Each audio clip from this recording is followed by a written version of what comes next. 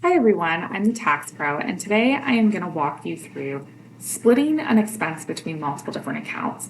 So there's a number of reasons why we may need to split an expense across multiple accounts, such as we go to the store and maybe we purchase like office supplies, and maybe we purchase some sort of packaging to mail our products that we're selling.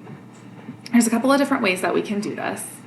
So I'm going to assume that we're going to enter the expense before it comes in through the bank feed, and then I'll show you how to do it in the bank feed itself. So let's start by entering an expense. There's a couple of different ways that we can navigate to the expense. We can come here to all apps. We can go into the expenses and bills, and we can navigate that way. My favorite way is this plus button, and then just click expense. So here, let's say that we are going to Kroger, and we are going to get the office supplies, and then we're going to get some packaging. We're going to come here, we're going to enter our payee, and then we need to go in and enter our payment account. So let's say that we put it on Susie's Chase account. We need to select our payment date, and then you can enter the payment method, but it is not required. So you don't have to go in and enter anything here. For a reference number, this is also not required. If you're paying with like a check, I would recommend putting the check number, but this is not a required transaction. So in here, let's say that we come in and we got some office supplies and it cost us $55.23. And then we are going to go ahead and have some supplies for packaging. And this is the account that we want to put that in. You may have separate accounts that look a little bit different than this. That's okay. If you are required to include the packaging supplies for your products in your inventory, this would look a little bit different. The majority of you will not have to do that. So I'm going to enter it this way. So let's go ahead and enter the amount. So you want to make sure that this total amount here matches your receipt. If it doesn't, check to see if you have accounted for sales tax. So we want to split the sales tax between these two accounts. We don't want to put it in a separate like sales tax account because that doesn't tell us exactly what it's for. The sales tax needs to be allocated to the expense categories. And then we can go ahead and enter a memo if we would like. If we were purchasing an item for resale, we would enter it down here. This would go ahead and put it into inventory.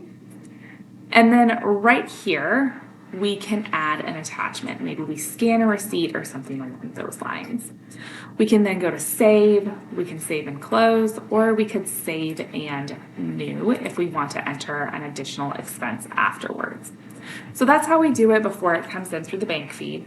If we want to enter it from the bank feed, we can go ahead and head to all apps, accounting, and then take a look at bank transactions. Now, this is the new layout for QuickBooks. I personally hate it.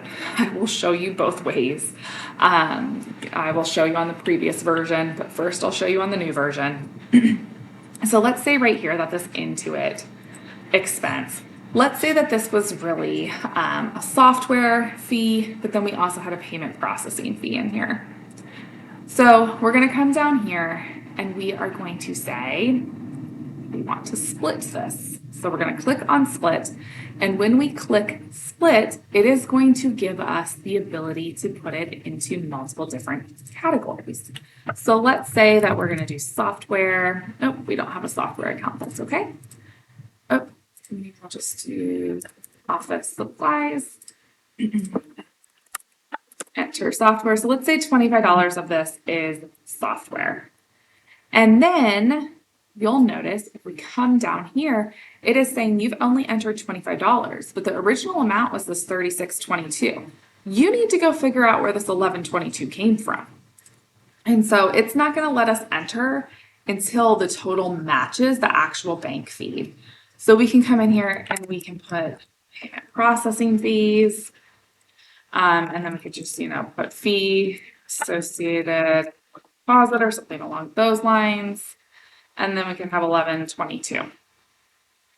Now you'll see here the difference has zeroed out, and now we're able to click on this split and post button. that went ahead and removed that from the bank feed. It has now entered it into our books, and we will see those expenses. Now let's switch to the previous version. I know a lot of people enjoy the previous version better. I personally do. This is going to be very similar. So it's going to drop down and it will have a split button over here. So before it was over here on the left-hand side, now the split's over here.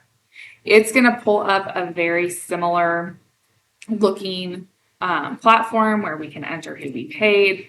We can enter the different categories. We can enter a memo and attachments. So this is going to look the same. Okay, it's just how we get there looks different. You're looking for the split button if you're trying to do it within the bank feed. So hopefully that was helpful. If you have any questions, please let me know. Just remember, do not put sales tax in a separate tax category. That sales tax needs to be allocated to the expense category that you've actually, you're putting that transaction in. So if you've paid tax on like some office supplies that you've paid for, that sales tax just gets included in that. So if you have any questions, please let me know. Hopefully that was helpful. If it was, consider giving us a like and subscribe, and I will see you guys next time.